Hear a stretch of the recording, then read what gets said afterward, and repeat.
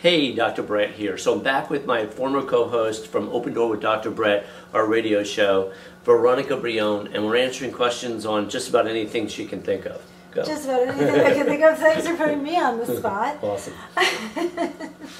You know, we were talking about resistance in one of our other little dialogues. What I want to talk to you about today is ego, as how it relates to resistance. Okay, so the question is, what is ego and how does it relate to resistance?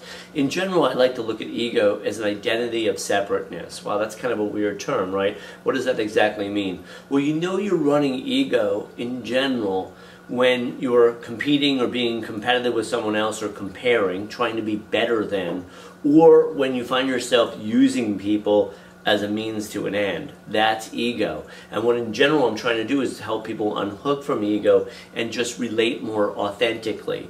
Resistance comes into play when you're saying yes to too many things and don't mean it, or when you don't want to do something and there's a part of you that feels like you should be doing it, or you ought to do it, or you're obligated to do it. And then you're going to have things that are in the way, either self or other, that's a form of resistance. And so what I'm helping people do again is get a lot more clear. What do you want? What don't you want?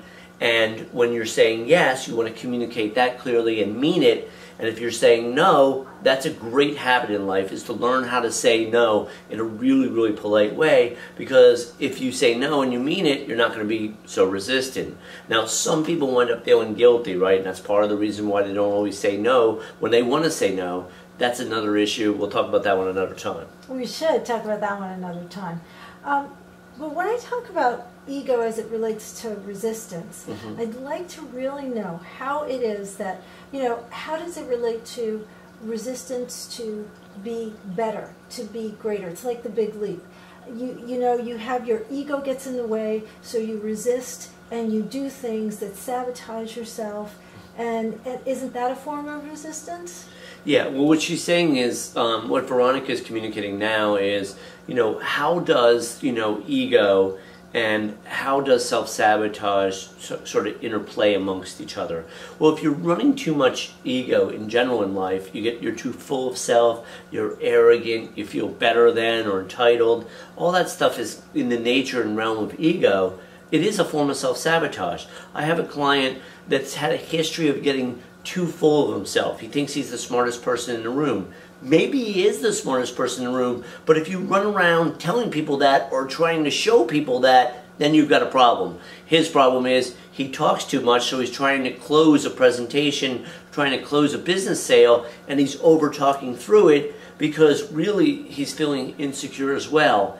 And so even though he's showing a lot of ego, he also has an underlying sense of insecurity, and that's not uncommon. No, it's not uncommon, and that's why people resist, that's maybe what they're self-sabotaging as a resistance to being great. Okay, and then the question is, do we sort of, she mentioned that the book, The Big Leap, and that's a book by a psychologist named Gay Hendricks. He does a terrific job of explaining what he calls an upper limit issue. Upper limit is how much do we allow, how much success, how much intimacy, how much money, how much, whatever that's good for us, athletic skill, how much do we allow? And a lot of people don't always allow their full potential, because underneath they might be running programs called I don't deserve, I'm not good enough, I'm not lovable. There are deeper themes in most of our lives that we need to look at and learn to do a much higher level of self-love, self-acceptance, and self-awareness, so we're not running these common self-sabotages. That's perfect. Thank you, Dr. Brett. All right, thank you. Bye-bye.